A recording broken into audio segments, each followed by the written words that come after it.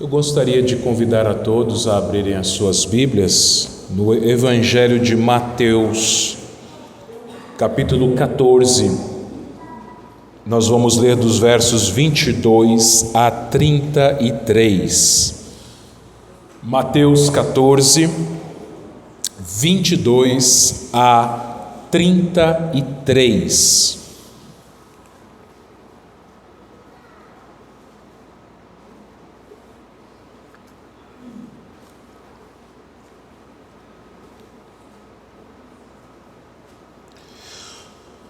Logo a seguir, compeliu Jesus os discípulos a embarcar e passar adiante dele para o outro lado, enquanto ele despedia as multidões.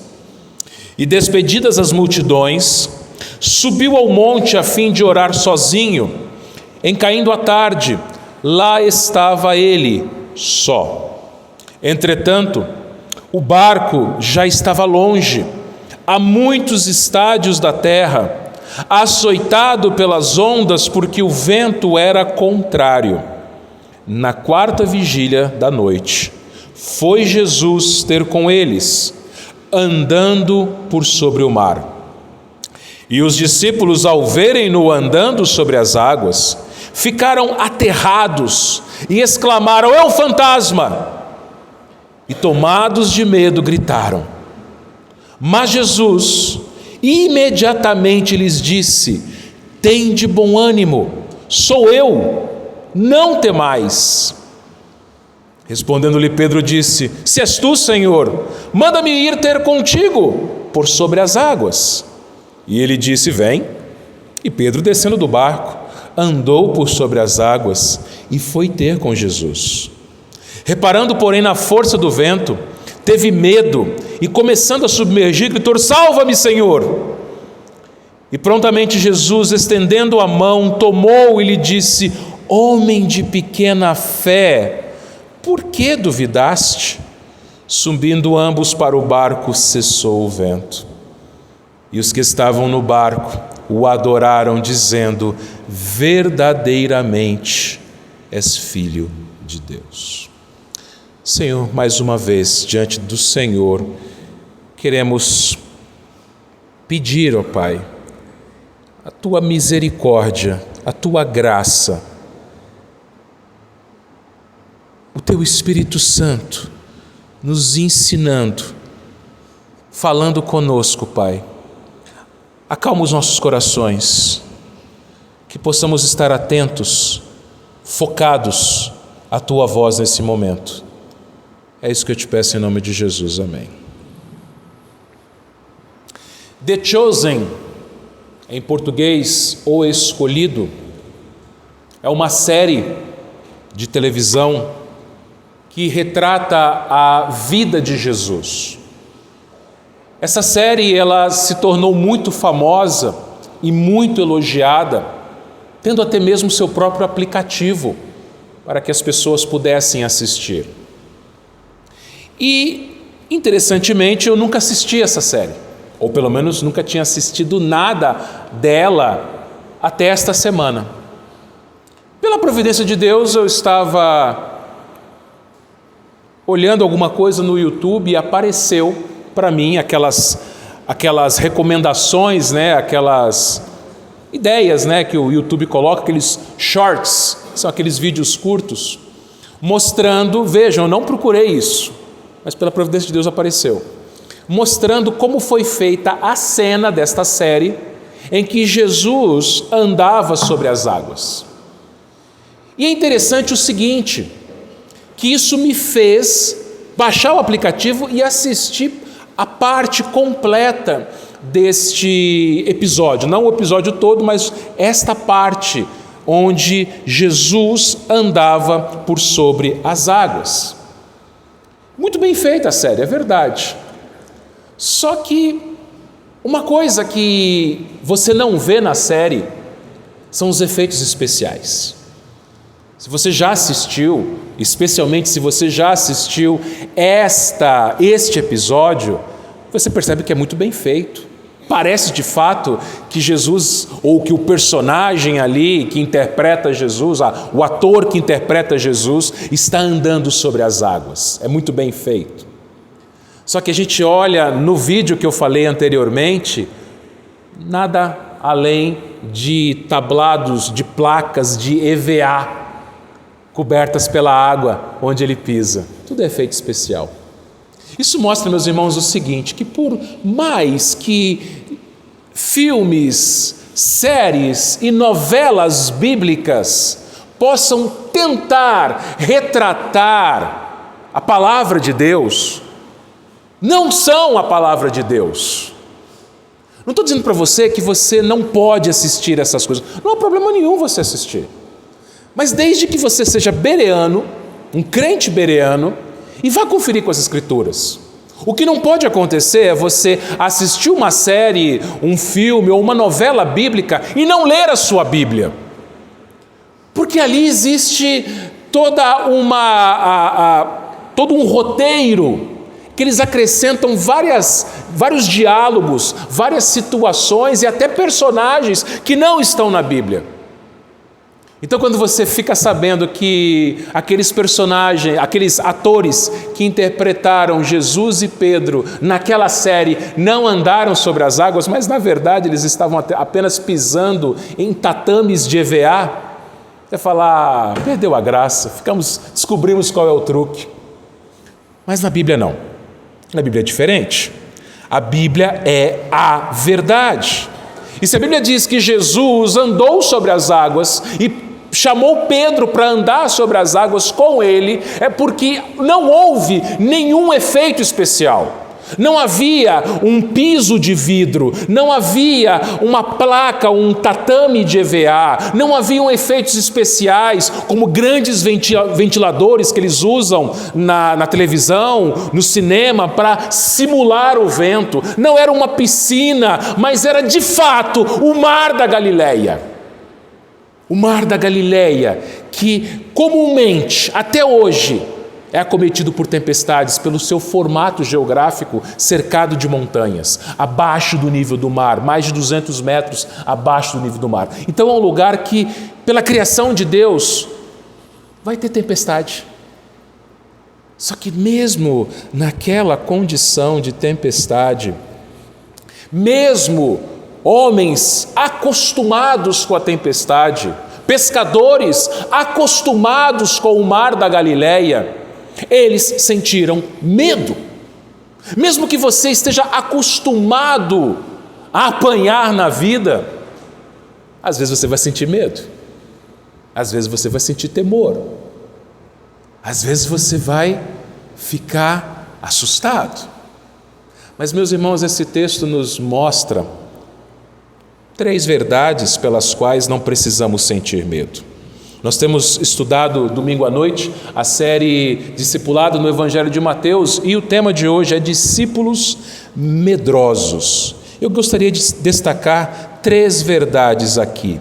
A primeira é que nós não precisamos temer nada, porque Jesus é o nosso pastor. Olha para o versículo 22. Logo a seguir compeliu Jesus os discípulos a embarcar e passar adiante dele para o outro lado, enquanto ele despedia as multidões. Vamos entender o contexto aqui do capítulo 14 de Mateus.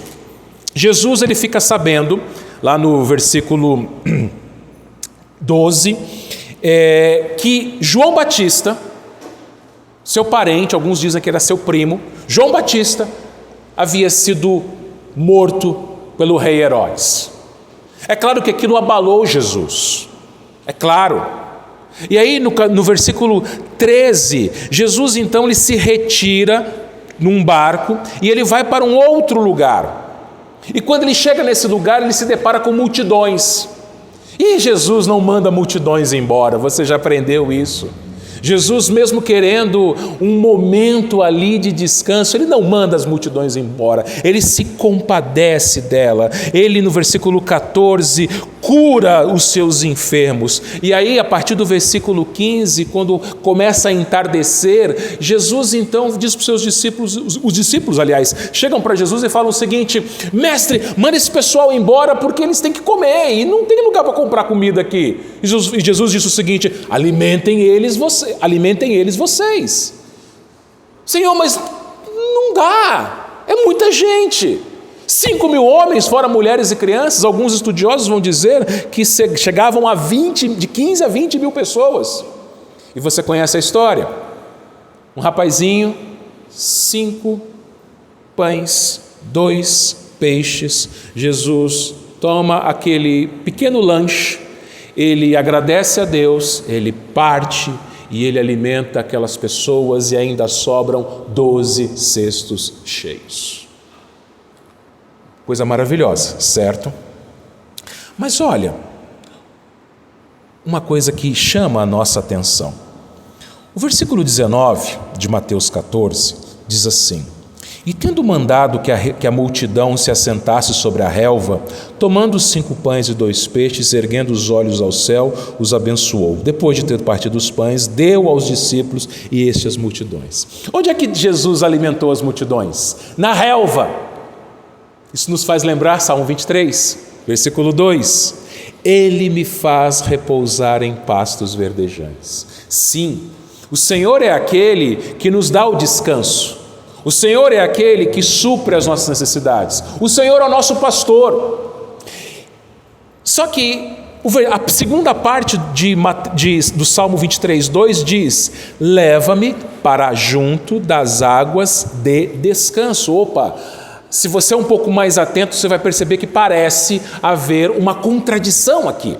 Porque no Salmo 23 diz que o pastor, o Senhor, que é o nosso pastor, ele leva as suas ovelhas para junto das águas de descanso.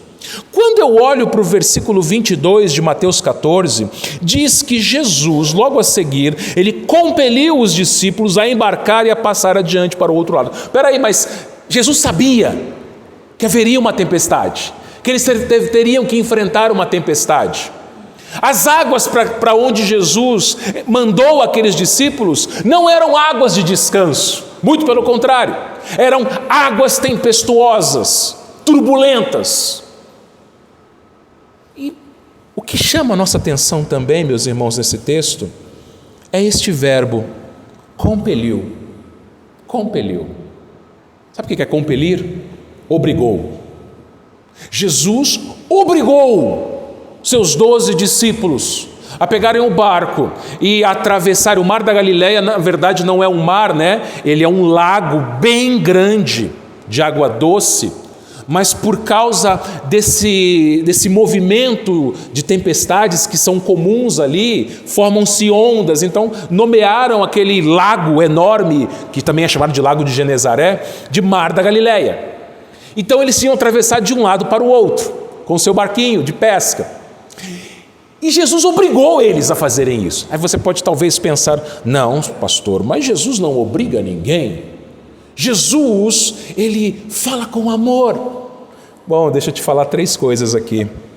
Primeiro, a palavra grega aqui para compelir, e a sua tradução em português, significa compelir, obrigar, forçar. São palavras sinônimas. Você poderia trocar aqui a palavra compeliu por obrigou. Em algumas versões fala lá obrigou. Ou forçou Jesus os discípulos a embarcarem. Segunda coisa que eu queria falar com você. Cadê? É claro que ele pode obrigar. Quem somos nós para dizer que Deus não pode nos obrigar? Ele é Deus. Ele tem autoridade. Ele pode fazer o que ele quiser. Ou melhor, aquilo que ele quiser dentro da sua natureza. Ele não pode, por exemplo, mentir, ele não pode pecar, mas dentro da sua natureza, ele pode sim obrigar quem ele quiser a fazer aquilo que ele quiser. Ele é Deus. Terceiro, mesmo quando ele nos obriga, ele faz com amor e ele faz para o nosso bem, mesmo que isso cause sofrimento. Anos atrás, eu e minha família, nós morávamos em Campos do Jordão. Campos do Jordão não tem semáforo. A cidade inteira não tem semáforo. Mas é assim, você pedestre, você apontou na faixa de pedestres, os carros param, sob pena de multa. E teve um dia, eu estava de folga, nós saímos em família para um passeio, e quando a gente estava voltando para o carro, eu estava na frente com a Luísa, ela era bem menor, e a Ana um pouco para trás com a Lavínia. A Lavínia menor ainda, então ela andava mais devagarzinho, e a Ana acompanhando ela e eu com a Luísa. Chegamos numa faixa para atravessar a rua, o carro estava estacionado do outro lado, uma avenida de mão única, 2 faixas de rolamento. O primeiro carro parou, o carro do outro lado parou e começamos a atravessar. Luísa e eu, e de mãos dadas. Na hora que a gente estava terminando o primeiro carro, que nem um foguete, passou uma moto no meio, no corredor. Eu puxei a Luísa e usei tanta força que eu machuquei o braço dela. Isso é que Deus faz. Deus nos força e às vezes nos machuca, mas é para o nosso bem. Se eu deixasse a Luísa dar mais um passo, aquela moto que vem numa velocidade incrível, teria despedaçado minha filha. Um bom pai, ele faz isso. O Pai Celestial, ele força a gente a passar, às vezes, por situações adversas que nos causam dor, mas é para o nosso bem. E nesse texto especificamente, nós ficamos sabendo, através do apóstolo João, por que Jesus fez isso? Bom, eu puxei no braço da minha filha para que ela não fosse atropelada. Agora, por que Jesus obrigou os discípulos a passarem do outro lado? João, o apóstolo João, ele, no seu evangelho, ele conta a mesma história, a história da multiplicação dos pães. E é incrível que lá em João 6, versículos 14 e 15, diz assim, João 6, 14 e 15: vendo, pois, os homens o sinal que Jesus fizera, disseram, que sinal? A multiplicação dos pães e peixes. Vendo os homens que Jesus multiplicou pães e peixes, eles disseram: este é verdadeiramente o profeta que devia vir ao mundo. Sabendo, pois, Jesus que estavam para vir com o intuito de arrebatá-lo para o proclamarem rei, retirou-se novamente sozinho para o monte. A harmonia dos evangelhos é linda, meus irmãos, porque tanto Mateus como João estavam lá, foram testemunhas oculares.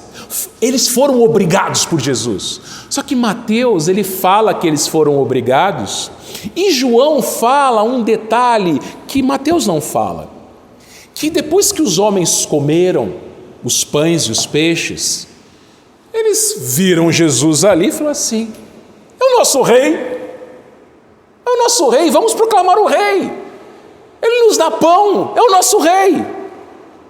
Qual o problema disso? Parece não haver problema nenhum. De fato, Jesus não é rei, o rei dos reis, o rei dos judeus. Por que Jesus então não aceita aquela coroação naquele lugar com 15, 20 mil pessoas? Porque Jesus, meus irmãos, ele não, o seu reino, ele não é deste mundo. Jesus, ele não veio a este mundo para resolver os nossos problemas materiais. Jesus não veio a esse mundo para encher barriga, mas Jesus fez aquele sinal para que eles vissem que ele era o Messias, não um rei político. Jesus, ele não veio para tirar Israel do domínio romano. Então, o que Jesus fez? Preservando os seus discípulos, porque os seus discípulos iam ficar tentados. Opa! É verdade, vamos reinar Jesus, vamos coroar Jesus. Quem sabe nós podemos ser também seus ministros? Irmãos, o Senhor conhece o nosso coração. Ele sabe das tentações que nós sofremos. Como quando os homens começaram com aquele burburinho, com aquele movimento para vamos coroar Jesus, vamos fazê-lo nosso rei. Ele tratou de preservar, de proteger os seus discípulos. E eu acredito o seguinte, que se o verbo aqui é compeliu ou obrigou, foi à força, os discípulos não queriam. Eu acredito que os discípulos começaram a questionar, mestre, mas está um movimento, vão embora. Irmãos, é assim que o Senhor faz conosco também. Às vezes, o Senhor nos manda para a tempestade, para o deserto, para o vale, para nos proteger de nós mesmos, para proteger-nos do nosso coração enganoso, corrupto, cabeludo. E mesmo que Ele nos empurre, nos obrigue, nos force para a tempestade, Ele continua sendo bom. Ele é bom. Nós vimos no Salmo, nós cantamos, Ele é bom. Mesmo que você tenha que passar pela tempestade, mesmo que o barco quase vire, mesmo que você se molhe todo, mesmo que você se machuque, Ele é bom e Ele está protegendo você de você mesmo, porque Ele te ama. Às vezes, meus irmãos, a gente fica se perguntando, e às vezes até perguntando para Deus nas nossas orações: Senhor, por quê? Por que o Senhor me mandou para esse lugar? Senhor, por que o Senhor me colocou nessa circunstância? Senhor, por que eu tenho que passar por isso? Senhor, por que essa enfermidade? Senhor, por que o luto? Senhor, por que esse problema no trabalho? Senhor, por que esse problema na minha família? O Senhor que te colocou ali. E por que Ele te colocou ali? Isso nos leva à segunda verdade. Nós não precisamos ter medo, primeiro porque Jesus é o nosso pastor, mas em segundo lugar, nós não precisamos ter medo porque Jesus é o nosso intercessor. Versículos 23 e 24. Despedidas as multidões, Ele conseguiu mandar o pessoal embora, o pessoal que estava se movimentando ali para fazê-lo rei. Despedidas as multidões, subiu ao monte, a fim de orar sozinho. Em caindo a tarde, lá estava ele só. Entretanto, o barco já estava longe, a muitos estádios da terra, açoitado pelas ondas, porque o vento era contrário. A oração é o meio de graça mais negligenciado pelos cristãos. Os judeus, até hoje, eles oram 3 vezes por dia. Os muçulmanos, eles oram 5 vezes por dia. Quantas vezes por dia você ora? Se você fizer, e eu acredito que você não faz 3 refeições por dia, você deve fazer mais, mas se você fizer apenas 3 refeições por dia, acredito eu que você deve orar no mínimo 5 vezes. Quando você acorda, as 3 refeições, e quando você dorme. Mas como são essas orações? Geralmente são rápidas. Senhor, muito obrigado pelo alimento, em nome de Jesus, amém. Faça bem, faça mal, em nome de Jesus, amém. Será que são sonolentas ali, você acordando, você prestes a dormir, você meio sonolento, desatento? Como que são essas orações? Meus irmãos, tempos atrás, foi comum entre alguns evangélicos a prática de se orar no monte. E eles diziam o seguinte: olha, Jesus subiu ao monte a fim de orar, então nós temos que orar no monte. Meu Deus do céu, quanta falta de compreensão bíblica. Olha para o texto, versículo 23. Subiu ao monte a fim de orar sozinho. Ele queria sossego. Aquelas multidões cercando ele, querendo coroá-lo rei. Ele vai para o monte, não porque o monte fosse um lugar especial, não porque o monte fosse um lugar diferente, mas porque ele queria sossego. E é isso que Deus fala na sua palavra, o próprio Jesus, lá no Sermão do Monte. Quando orares, entra no teu quarto, fecha a tua porta, e o teu Pai que te vê em secreto, Ele vai te recompensar. Não que a gente não deva orar em público, nós oramos em público. Só que é muito mais fácil orar em público do que orar sozinho, porque você está em público. Agora, lá no seu quarto, lá sozinho, você fala com Deus. Por que nós oramos tão pouco, meus irmãos? Por que nós oramos tão pouco?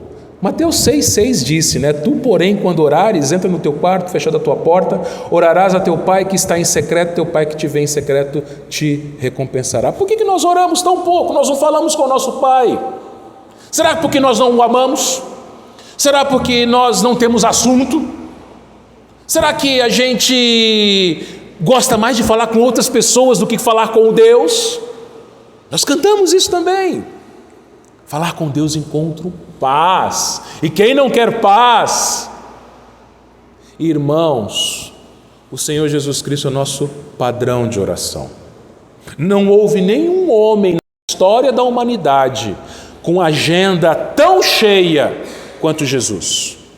Olhem os evangelhos, especialmente o evangelho de Marcos. Jesus está sempre em movimento, está sempre fazendo alguma coisa, curando, ressuscitando mortos, expelindo demônios, pregando, ensinando. Ele sempre está em movimento. E aí, mesmo assim, mesmo com a agenda cheia, ele encontrava tempo para orar, para falar com Deus, falar com o Pai. E por que nós oramos pouco? Por que eu, como pastor, tenho que ter uma dor no coração de ver a nossa reunião de oração na quinta-feira esvaziada, com poucos abençoados, é verdade. Eu e o Leandro, nós conversamos hoje sobre isso. Poucos, mas que são abençoados pelo ensino dos salmos e pela oração comunitária. Quando eu cheguei aqui, éramos em 40. Aí a novidade passou. Somos agora em menos de 10 às vezes. E irmãos, veja, não precisa de um evento para orar. As mulheres desta igreja, elas por conta própria, elas começaram a se reunir às segundas-feiras para orar. Agora, por que nós, homens, não fazemos a mesma coisa? E é interessante, irmãos, que na Bíblia não existe nenhuma instrução específica para que as mulheres orem, porque Deus sabe que mulher ora. Na igreja presbiteriana, as mulheres se reúnem para fazer reunião de oração. Na Assembleia de Deus, nós temos as irmãs do Coquinho que oram. E os homens? 1 Timóteo 2,8. Olha o que diz o texto. Quero, portanto, que os varões orem em todo lugar, levantando mãos santas, sem ira e sem animosidade. Sabe por que tem animosidade no nosso meio às vezes? Porque a gente ora pouco, especialmente nós, homens. Eu estava, depois do culto ontem, conversando com o pastor Ludigero, estava junto com a Lavínia. Ele falou uma coisa que eu nunca tinha pensado. Ele falou o seguinte: se Eva tivesse comido o fruto, mas Adão não, a queda não teria acontecido. Sabe por quê? Porque Eva não era a nossa representante, e sim Adão. Nós somos pecadores em Adão, não em Eva. Adão teria dado uma bronca em Eva, mas a queda não teria acontecido. Porque o homem falhou, é porque a queda aconteceu. Nós, homens, e não precisa pedir para o pastor ou esperar do pastor. As mulheres não esperaram do pastor, elas começaram. Mas quando vocês, homens, se reunirem, chame o pastor, porque o pastor também é homem.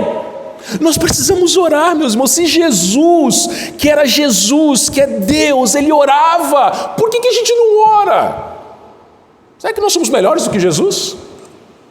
Por que a gente ora tão pouco? Mas, meus irmãos, quando nós oramos, nós demonstramos a nossa dependência. A nossa dependência. E veja, nós somos dependentes daquele que ora por nós. Romanos 8,34. Romanos 8,34. Quem os condenará? É Cristo quem morreu, ou antes quem ressuscitou, o qual está à direita de Deus e também intercede por nós. Depois, Hebreus 7,25. Por isso também pode salvar totalmente os que por eles se chegam a Deus, vivendo sempre a interceder por eles. Irmãos, eu creio que Jesus sim deve ter orado por ele, mas ele estava orando pelos seus discípulos, porque aqui o versículo 23 e 24, eles são conectados. No 23 Jesus está orando, e no 24 fala que os discípulos já estavam longe, sendo açoitados pelas ondas. Vejam, meus irmãos, Jesus ele obriga os discípulos a irem para a tempestade, mas enquanto eles estão na tempestade, Jesus está intercedendo por eles. Ele vai te mandar para a tempestade, sim, mas você não estará sozinho. Eis que estou convosco sempre, ele disse. Eis que estou convosco sempre. Ele sempre ora por nós, meus irmãos. Em Lucas 22, 31 e 32, Jesus ele disse o seguinte para Pedro, na véspera da sua morte: Simão, Simão, eis que Satanás vos reclamou para vos peneirar como trigo. Eu, porém, roguei por ti, para que a tua fé não desfaleça. Tu, pois, quando te converteres, fortalece teus irmãos. O diabo ele é como um leão que anda em derredor, ele quer nos atacar, ele quer roubar, matar, destruir. Ele quer acabar com você. Ele quer acabar comigo, com essa igreja. Mas o Senhor Jesus está intercedendo por nós, porque Ele sabe que nós somos fracos, pecadores. E Ele intercede por nós. Como em João 17,20, Ele já intercedia. João 17,20, não rogo somente por estes, mas também por aqueles que vierem a crer em mim, por intermédio da sua palavra. Quer dizer, os que vierem, aqueles do futuro. Jesus lá na véspera da cruz já orava por aqueles que viessem a crer nele, por você e por mim. Mas vamos olhar novamente para o nosso texto de hoje. No 24 nós vimos, o barco estava longe, muitos estádios da terra, açoitado pelas ondas.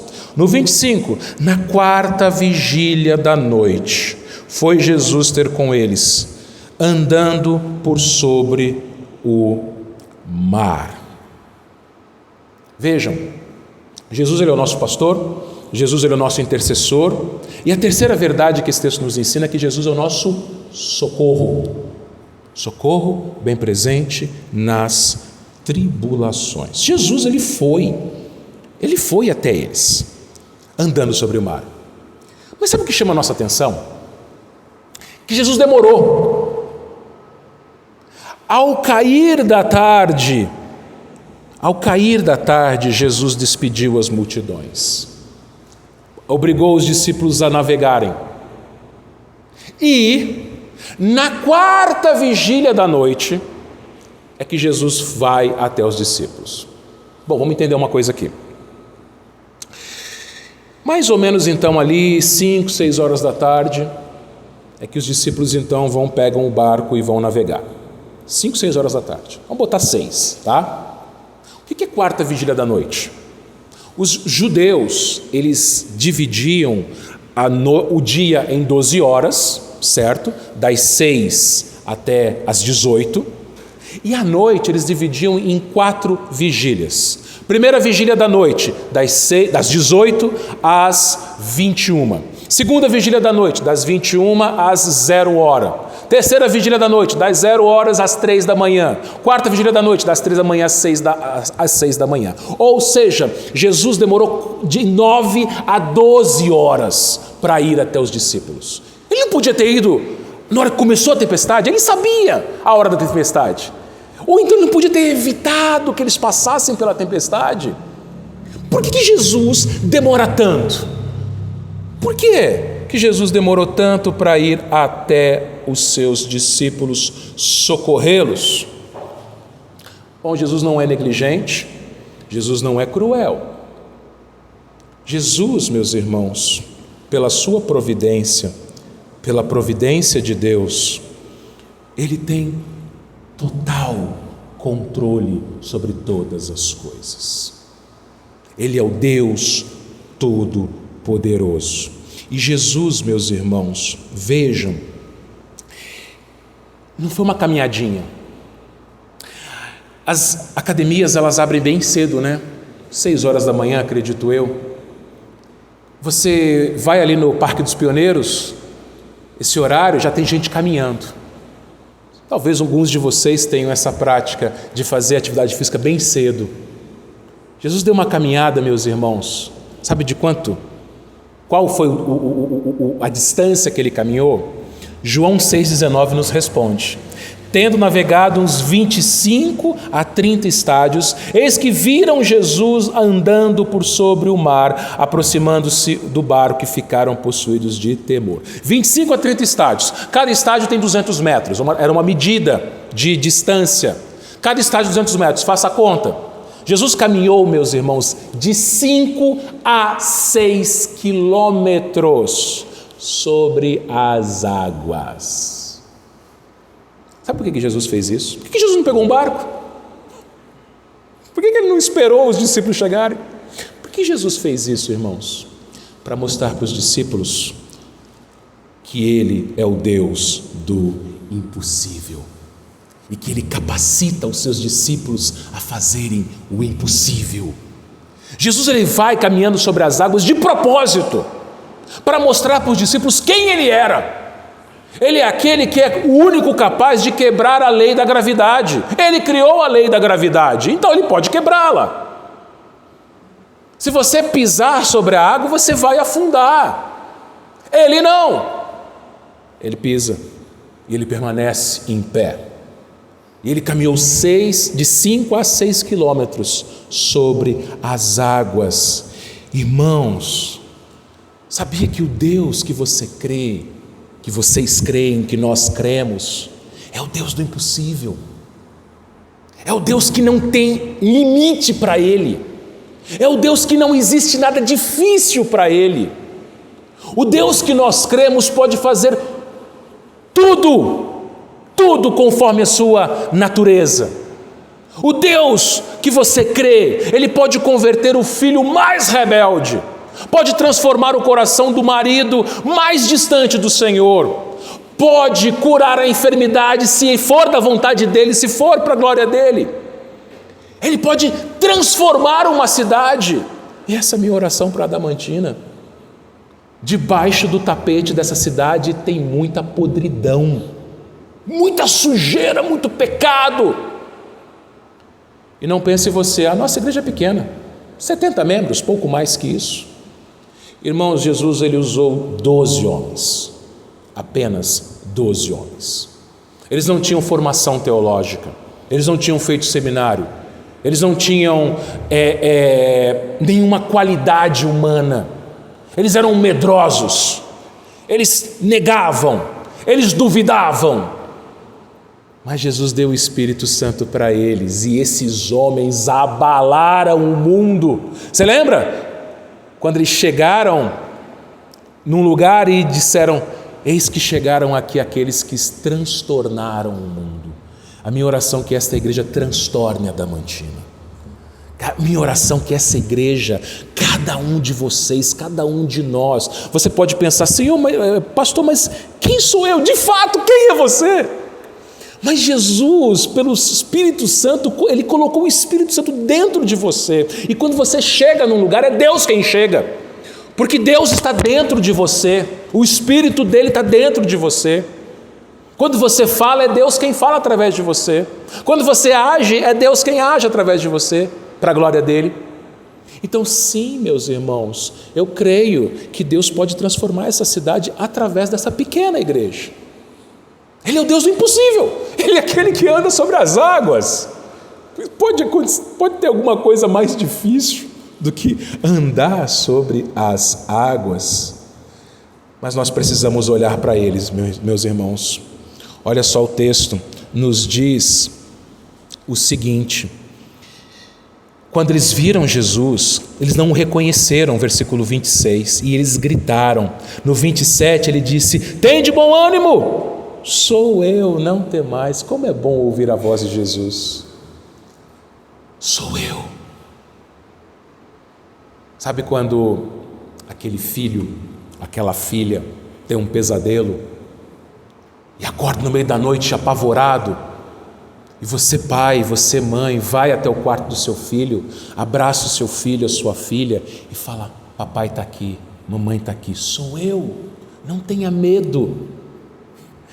Jesus, ele lança fora todo o medo. Irmãos, mesmo assim Pedro duvidou. Miserável esse Simão, viu? Senhor, se é o Senhor mesmo, então me manda ir até aí. É interessante que no The Chosen tem lá uma crise existencial em Pedro. Ele começa a bater boca com Jesus. Bater boca com Jesus não, ele falando um monte de bobagem. Não creio que tenha sido assim. Mas Pedro é intempestuoso.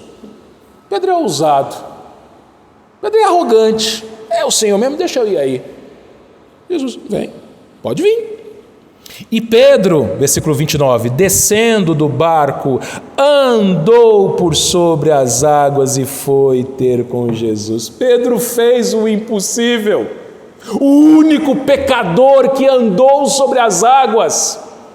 E veja aquilo que eu disse: Deus pode te usar para fazer o impossível, para a glória dele, somente para a glória dele. Não para a nossa glória, não para pelo nosso engrandecimento. Mas observe uma coisa, versículo 30. Reparando, porém, na força do vento, teve medo e, começando a submergir, gritou: salva-me, Senhor. Ou seja, na hora que Pedro tirou os olhos de Jesus e olhou para o vento, ele começou a afundar. Enquanto ele olhava para Jesus, ele passo a passo andava na água. Os irmãos sabem que eu tenho problema na coluna. E por causa do meu problema na coluna, a única atividade física que eu posso fazer é natação.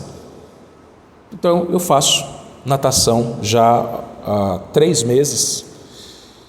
E eu cheguei na academia, primeiro dia. Eu sei nadar. Ou, como eu falei para minha família, eu pensava que sabia, né? Eu sei bater braço e perna. Fiz natação na minha infância, fiz natação na minha juventude, nadei há 5 anos atrás, 2 anos lá em Taubaté, mas eu fui para ganhar técnica e para cuidar da minha saúde. Ok. Cheguei na piscina, entrei na piscina, comecei a nadar. Quando eu estava 2/3 depois da piscina, abriu um vão na piscina. Ou seja, ela dava pé, só que de repente ela não dava pé mais. E aquele negócio, nadar eu sei, boiar eu não sei. Eu não aprendi a boiar ainda. Quando eu cheguei no final da piscina e eu parei, eu afundei. Eu comecei a engolir água e deu um desespero. Você já teve essa experiência de começar a afundar, de engolir água? Uma vez eu estava num acampamento e tinha um lago no sítio, no acampamento onde nós estávamos. Eu pulei no lago e falei assim: eu sei nadar, eu vou nadar nesse lago. Eu sei que eu comecei a afundar e uma pessoa pulou lá, me puxou e eu ganhei. Você que é jovem, você sabe que acampamento, às vezes acontecem umas coisas meio absurdas. Botaram o apelido em mim de pato pentecostal. Eu comecei a engolir água, comecei a falar em línguas. Irmãos, afogamento é terrível. Afogamento é terrível. Pedro, aliás, começou a cair e se afogar. Jesus me salva! E é uma oração tão pequena, tão simples, que, irmãos, quando a gente passa pela tribulação, pela tempestade, é só isso que você precisa falar: salva-me, Senhor! Estou engolindo água. E, irmãos, sabe o que é incrível? Que o Senhor nos puxa, o Senhor nos puxa, o Senhor nos tira, o Senhor nos livra. Mesmo porque, veja, enquanto Pedro olhou para Jesus, ele fez o impossível. Pedro desviou o olhar, ele engoliu água. Enquanto nós estivermos olhando para Jesus, veja, a tempestade não tinha passado, a tempestade só vai passar no 32. Eles estavam na tempestade, o vento estava batendo. Só que vejam, meus irmãos, aqui está mostrando para a gente o final da nossa jornada. Enquanto a gente estiver vivendo, vai ter tempestade, vai ter tempestade, vai ter vento, vai ter trovão. Só que para você continuar caminhando, você precisa olhar para Jesus. Não tire os olhos dele, porque quando você tira os olhos dele, quando eu tiro os olhos dele, a gente afunda. Só que pela misericórdia e graça dele, a gente clama: Senhor, me salva. E ele nos tira daquela situação, mas a tempestade continua. A tempestade não parou. A tempestade só termina no versículo 32, subindo ambos para o barco, cessou o vento, ou seja, quando nós estivermos com ele. Quando a sua vida terminar, aí sim a tempestade vai terminar. Quando você estiver com ele, aí sim o vento vai terminar. Mas enquanto isso não acontece, voltando para o 31, Jesus ele fala: homem de pequena fé, por que duvidaste? Oh, meus irmãos, como a nossa fé é pequena, como a gente duvida do Senhor, como a gente fica ansioso. A ansiedade é o mal da nossa geração. O ponto é, meus irmãos, que é só olhar para Jesus. O Evangelho é simples. Olhe para Jesus. Isso não significa que a tempestade vai acabar, mas creia no Deus do impossível, que pode fazer o impossível na sua vida, o impossível através de você. Como que esse texto é concluído? Versículo 33. Os que estavam no barco adoraram, dizendo: verdadeiramente és Filho de Deus. O pastor John Piper, em seu livro Alegrem-se os Povos, ele afirma que o alvo fundamental da igreja não é a evangelização e as missões, e sim a adoração. Vejam, para que nós somos criados? Lembra do breve catecismo? Qual o fim principal do homem? Glorificar a Deus. Então você foi criado para adorar. Eu fui criado para adorar. Quando você ouve tudo no domingo, você tem que adorar. E a sua vida deve ser uma vida de adoração. Adoração, meus irmãos, não é só no culto público no domingo. Isso é adoração pública. Mas na sua vida, você adora a Deus através das suas atitudes, através do seu testemunho. Você adora a Deus, você entende que Ele é o seu Deus. E Ele pode fazer o impossível e pode fazer o impossível através de você. Então, meus irmãos, adore ao Senhor, submeta-se a Ele. Mesmo que você estiver passando pela tempestade, eu acredito que muitos aqui, quem sabe até todos, esteja passando por alguma tempestade. Mas saiba que Ele é o seu pastor. Ele te protege de você mesmo. Lembre-se também, em segundo lugar, que Ele é o seu intercessor. Ele ora sempre por você. Ele fala de você para o Pai. E finalmente, lembre-se que Ele é o seu socorro. Eleva os olhos para os montes, de onde me virá o socorro? O meu socorro vem do Senhor, que fez os céus e a terra. Ele é o seu socorro. Ele vai até você. A tempestade não vai terminar, até terminar a vida. Mas olhe para Ele, que quando você olha para Ele, você tem segurança. Quando você olha para Ele, você sabe que Ele pode fazer o impossível. Que Ele nos abençoe, meus irmãos. Amém.